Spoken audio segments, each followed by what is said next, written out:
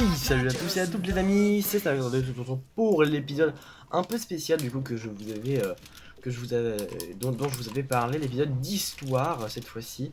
On va pas du coup s'attaquer Ah en fait c'est rechargé, c'est juste qu'il y a un bug d'affichage, ok. On va pas s'attaquer du coup au jeu aujourd'hui, on va pas continuer ce qu'on avait fait dans l'épisode. On va plutôt parler un petit peu de ce qui s'est passé sur cette île, parce que c'est quand même quelque chose qui est quand même très intéressant. Du coup... Option, graphisme... Non. Où est-ce que c'est? Où est-ce que je peux trouver ces trucs? Ah. Documents. Non. Ah, voilà. Documents. Nous y sommes. Alors, donc les documents qu'on a trouvés, on a trouvé plusieurs types de documents. D'abord les parchemins anciens. Ensuite les officiers de l'endurance, le journal de Lara, les confessions d'un Solari, le journal d'un fou, l'espionnage de guerre, les équipages d'endurance et les géocaches secrètes qu'on n'a pas encore trouvés.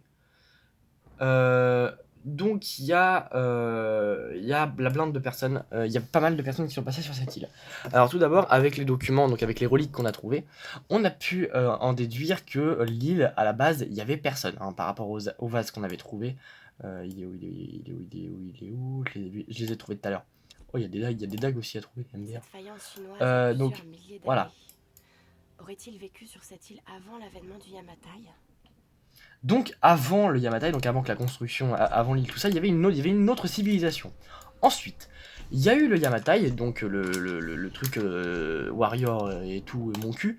Ensuite, donc il y a eu le truc bien hardcore et tout. Et on arrive du coup à la session des parchemins anciens, qui sont très très glauques, hein. Plus glauques que ça, tu meurs. Donc il y a eu les parchemins anciens, donc des ambassadeurs, donc tout ça. Et surtout, il y a à la base donc de tout ça, il y a plusieurs personnes.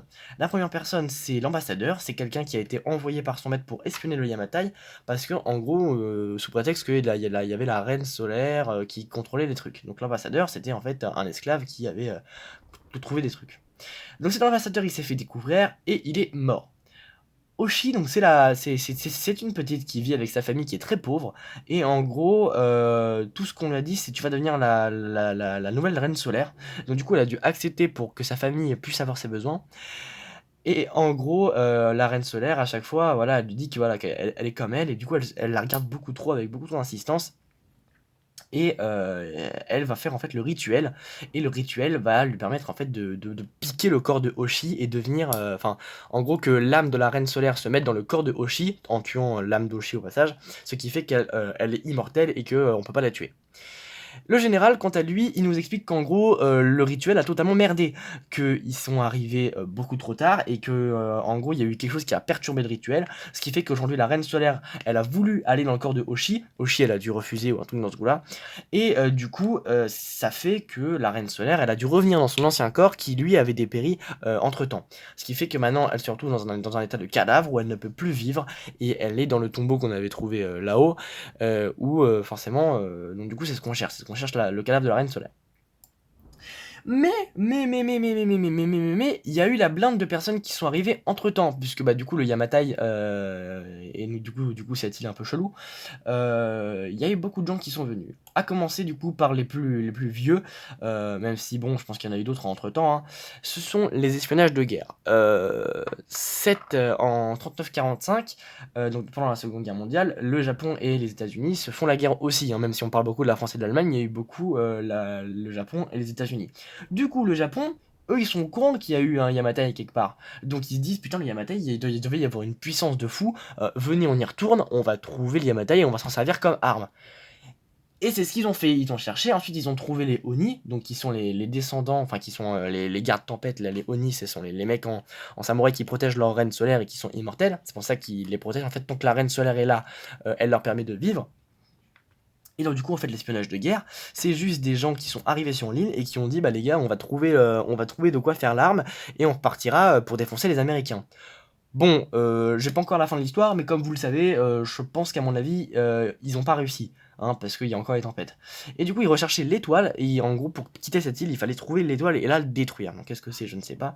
Mais du coup, il y a plein de Japonais et d'Américains qui sont venus sur l'île et se sont affrontés du coup sur cette île. C'est pour ça qu'il y a beaucoup de bases secrètes, de laboratoires de recherche. C'est que du coup, les Américains ont fait la blinde de recherche, tout comme les Japonais. Donc c'est comme ça qu'on trouve par exemple les grottes géothermiques qui ont déjà été utilisées, c'est parce qu'ils ont dû utiliser l'énergie géothermique. Voilà.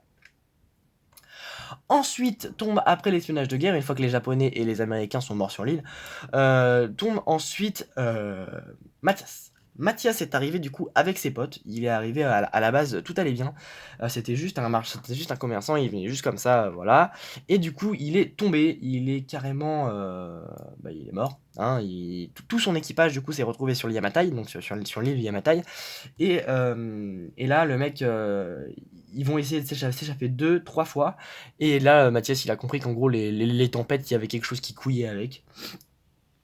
Et il a bien fait de comprendre ça parce que du coup maintenant il s'est dit bah putain les gars les tempêtes c'est la merde. Sauf que personne n'a écouté Mathias, personne l'a écouté et du coup eux ils sont repartis et ils sont morts. Du coup ce qui fait que Mathias il est resté seul pendant très longtemps et du coup vu qu'il était seul sur cette île il a décidé d'aller commencer à regarder des trucs et à faire des recherches. Voilà. Il a fait des recherches sur cette île pendant qu'il était seul. Ensuite il y a eu d'autres bateaux qui se sont échoués et donc du coup d'autres hommes. Donc il les a réunis puisque lui il maîtrisait l'île un peu près, il commençait à la comprendre, à connaître les trucs, il s'était fait une survie, il les a donc enrôlés et a créé les Solari. Les Solari, ce sont donc en gros, c'est une espèce d'armée, c'est des gens de tout horizon, et du coup, en faisant plus de recherches avec ces Solari et en les domptant, en créant un empire, il a découvert qu'en gros, la reine solaire était en état de cadavre, et qu'elle allait avoir besoin d'un nouveau corps pour qu'elle puisse se réincarner. Mais il fallait un bon corps, donc un corps un peu comme Oshi. Et le corps comme Oshi, évidemment, ce qu'il lui faut, c'est une descendante. C'est donc sur Sam que c'est tombé et que ils veulent faire le fameux rituel. Ils veulent donc transférer l'âme de la reine solaire dans le corps de Sam, pour qu'après la reine solaire, vu que Mathias a bien travaillé pour elle, le fasse bon bah écoute frérot, pas de problème, moi je t'arrête les tempêtes, y a aucun souci. Ou alors il veut réincarner la reine solaire et tuer la reine solaire dans le corps de Sam. Ça je sais plus. Donc voilà, donc en gros, Mathias il est resté seul pendant très très longtemps, et du coup une fois qu'il a eu ses Solari, il était sûr et certain de ce qu'il voulait faire. Ensuite arrivent donc les Solari, après Mathias. Donc les Solari, au début, ils se disent bon, on va faire confiance à Mathias, pas de problème, donc ils commencent à travailler et tout. Et après, ils ont compris que l'autre est devenu complètement taré et qu'ils sont dans la merde. Arrive ensuite, et ben nous, on arrive juste après, on arrive vraiment après les Solari, et donc pendant qu'il a fait tout ça, arrive du coup avec l'équipage de l'Endurance, où les gens se sont un peu séparés. D'abord il y a eu Sam, donc Sam elle est restée avec Whitman pendant un petit bout de temps, et ensuite elle a trouvé El Famoso Mathias, enfin c'est plutôt Mathias qui l'a trouvé elle.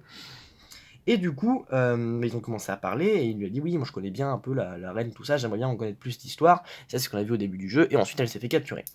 On a ensuite sauvé Sam, et Sam est en gros la pierre angulaire de ce Tomb Raider, c'est qu'en gros il faut sauver Sam des griffes de Mathias.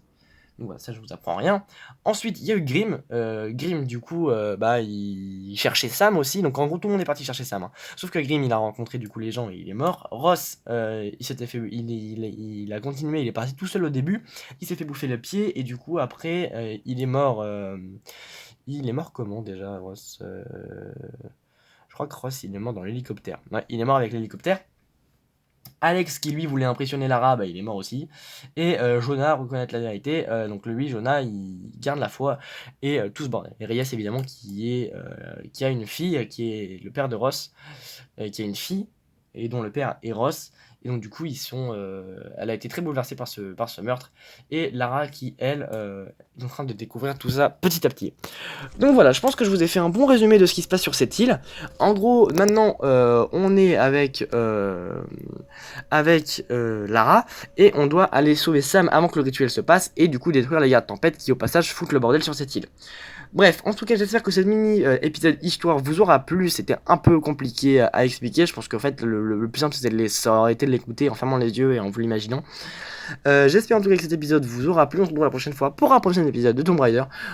C'était ça avec un suite. Allez, bye.